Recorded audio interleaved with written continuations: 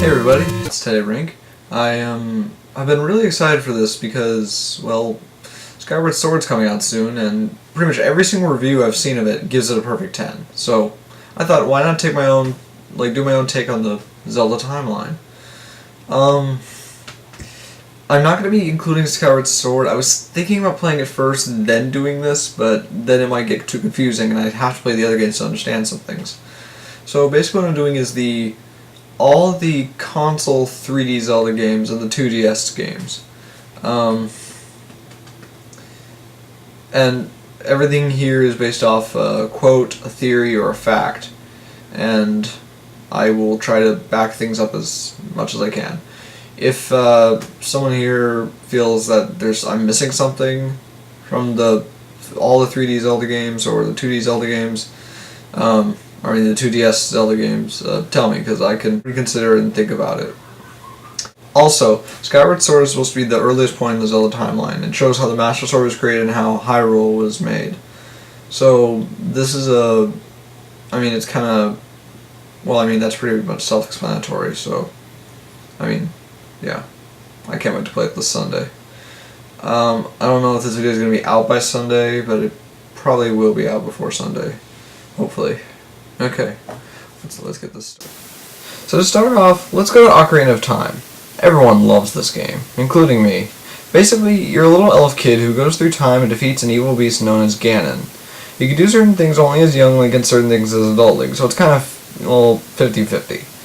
So let's say you finish everything you could do as a kid, excluding the quest to get the Eye of Truth or Lens of Truth, I can't remember, in the Spirit Temple, and then you go to the future where the King of Hyrule was betrayed by Ganondorf, and the world has just gone to hell.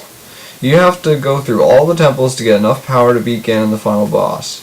When you beat him, the game's over. Zelda sends you back in time to live your childhood, and Navi, your fairy, for some reason unknown, leaves you. But wait, if Link is sent back in time, couldn't Ganondorf take over again unless he was reported? I don't know, I'm just guessing Link told Zelda, and then Zelda told the king, and then Ganondorf was sent back to Gerudo Valley. I don't know. Let's move to Majora's Mask now. I'm going to be going back to Ocarina of Time later. I've never played Majora's Mask, but I think I have enough, I'm pretty sure I have enough information to, keep it relevant. In Majora's Mask, Link is trying to find a long-lost friend, which many people believe is Navi, while other people believe it's Skull Kid. Well, I personally think Navi is the better choice for who Link is looking for, but whatever. Basically, this Skull Kid steals a dangerously powerful mask that could bring the end of the world. Now I'm going to quote what the Happy Mask salesman said when he explained the backstory to Majora's Mask. "The mask that was stolen from me is called Majora's Mask. It is an accursed item from legend that is said to have been used by an ancient tribe in its hexing rituals. It is said that an evil and wicked power is bestowed upon the one who wears that mask. According to legend, the troubles caused by Majora's Mask were so great, the Ancient Ones, fearing such a catastrophe, sealed the mask in shadow forever, preventing its misuse." Now, there's more to it, but this leads to a theory that leads to another theory, or at least, yeah. In Majora's Mask, the land isn't Hyrule, but Termina. All of the non-playable characters or AI in the game that you could talk to look exactly like the people you could talk to in Ocarina of Time. I have a reason as to why it is... Well, wait. Oh. Here, I'll just cut this. I have a reason as to why it's... Oh, crap. Many people believe that these people are counterparts to the people in Ocarina of Time. I have a reason as to why this is true and why it's not true. Kind of confusing? I thought so. First off, to get a counterpart universe, you would have to travel through dimensions to get there. Only question I have is, how did Link get there? A little into the game, you have a flashback to when Link told Zelda he was leaving to find Navi. He also promised to return. In this flashback, we see him riding on Epona in the beginning, and in the beginning of the game, he's riding Epona. Did he take Epona through dimensions with him? I don't know. It's never explained. But at the end, the Skull Kid sniffs Link. Yeah, I know, it sounds weird. And claims he smells like the kid who taught him a song in the Lost Woods. Now, there was a flashback scene, so we know this is Link from Ocarina of Time. So maybe Link did teach this Skull Kid a song, and he doesn't recognize Link. That's the reason why Termina can't be a counterpart to Hyrule. But here's something that proves it is. Well, sorta. I think the reason it's not is a little bit more well explained. Let's go to Twilight Princess. Yeah, I'm skipping a game for now. In Twilight Princess, there's a mask made by the Twilight, the people that live in the what's it called? The Twilight realm. And well, the mask is called the Fused Shadow. Now I want you guys to look at Majora's Mask and the Fused Shadow next to each other.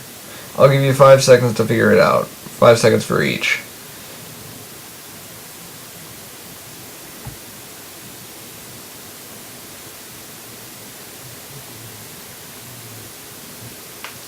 Still haven't figured it out yet? I'll circle it. Oh, I mean, I'll show it to you. The eyes did the same. I'll quote on how the Fused Shadow was created. Note, the scene in which the Fused Shadow's backstory is explained is a huge WTF moment. Here's what the light spirit Lineru said. Among those living in the light, interlopers who excelled at magic appeared. Wielding powerful sorcery, they tried to establish dominion over the sacred realm. It was then that the goddesses ordered us 3 light spirits to intervene. We sealed away the great magic those individuals had mastered. You know this magic. It is the dark power you seek, the Fused Shadow. Now doesn't that sound a little similar to something we heard a while ago? Majora's Mask backstory? Twilight Princess takes place in Hyrule, so this seems a little bit weird. Well, here's that theory I had in mind. If Hyrule and Termina are counterparts, and if each of the non-playable characters in Majora's Mask and Ocarina of Time are counterparts to each other, then Majora's Mask and the Fused Shadow are counterparts to each other. Now, also something notable in Twilight Princess is that Link was raised on a ranch. Now, what I think happened off-screen was at the end of Majora's Mask, Link went back to Hyrule through dimension travel riding a horse, your choice, and married Milan at Lon Lon Ranch. They had a little mommy and daddy time, and had a child. Before we go any further, there's a character in Twilight Princess called the Hero Shade. A lot, and I mean a lot, of people believe that this is Link from Ocarina of Time and Majora's Mask.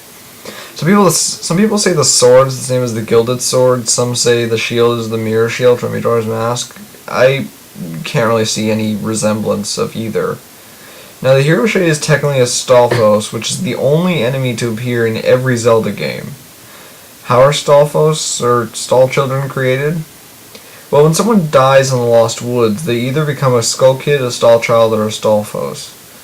I think what happened is that when Link and Milan had the child, Link went to tell Saria the good news. But he probably died trying to get there and became a Stalfos. Some people think after he became a Stalfos, he went to Egos du Ikana in Termina and fought him and told him that the war was over, as this giant skeleton guy said. I can't remember his name. And the king taught him the Elegy of Emptiness. Link played it, and his Stalfos soul was removed, and he went to the afterlife. Now, during Twilight Princess, there are these golden wolves who you have to find after playing a song as a wolf. When you find them, you go to the Hero Shade and learn a new attack. When you finish each session, he tells you important advice and says, "Farewell, my child." Many people say that this is another reason for him being Link, because either Link is Link's child, or he's just addressing him as someone younger than him. But usually that's used towards little children. Link in the game is pretty much in his late teens, almost an adult, if not an adult. So, I'm saying that Link is Link's child. Now, I said I would be talking about all the 3 console Zelda games. So you're probably wondering, where's Wind Waker? Don't worry, I haven't forgotten. But I have to explain how Wind Waker can connect to Ocarina of Time. People sometimes get stumped on this, but they find reasons. But not one that I've noticed has mentioned a scientific theory that really helps it fit together. The multiple universes theory. Now, what the heck is that, you might ask? Well, scientists theorize that if time travel was possible, you'd be able to go to the future or the past and create another universe that mirrors that exact the exact past or future. And you can never go back to the universe you originally came from. Also, the universe you came from still goes on even if you're not there. So if there's two universes, they're both still functional.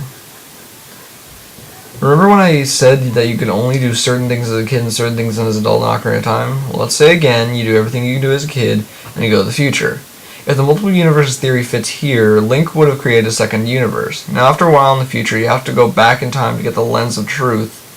After you get it, you go back to the future to beat the Shadow Temple. So now that's 4 universes in existence right now. But eventually, when you reach the Spirit Temple, you have to go back in time to beat it. So that's 6 now. But wait. Oh, and then after the Spirit Temple, you go to the future, and then you beat Ganon. But wait, since Future Zelda is the universe... Oh, wait, crap. So, and now there's 7 universes. And then, once you beat Ganon, Zelda sends you back in time to relive your childhood, like I said, and well, now that's 8 universes in existence right now, at that time. But wait, since Future Zelda's universe still goes on, and Link can never go back, what does that mean? Well, that's where Wind Waker picks up. In Wind Waker's backstory, it says that the hero of time saved Hyrule and then vanished, and while he was gone, the monster Ganon returned and took over the land. The gods of Hyrule flooded the land so he couldn't take over, and the new cel-shaded Link has to stop Ganon by stabbing him in the face. Also, Phantom Hourglass is a sequel to Wind Waker, and Spirit Tracks is a sequel to Phantom Hourglass. That was quite a mouthful, wasn't it? I don't think I'm really proud of this project, but at least it was kind of fun. This is Tedderink.